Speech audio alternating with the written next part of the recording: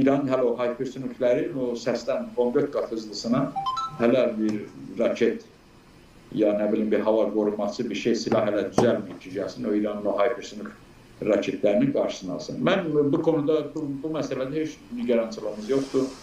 Biz düşmənimizin, biz qatilimizin peşindən gedirik. İran millətidir, İran milləti başqa ərəb milləti, nə bilim o bura Suriyə ərəb milləti deyil. İran milləti savaş olsa bir addım torpağını ötüb 1 milyon ölü verər, bir addım torpaq verməz.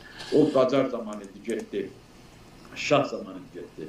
47 ildir Səddamla savaşanda eyni indiki Ukrayna kimidir. Dünya Səddama qaz pulları da verdilər, İranlara vurdular. Axırda Səddamın özündə İranlar da rastılar. O ki, bunlar biraz medya məsələsidir, bağır çağır edirlər, belə bir şey, təsiri yoxdur. İranların zeynində bunun bir təsiri yoxdur. Amma bir dənə qara propaganda. Bəli, Həbib qardaş, çox sağ ol.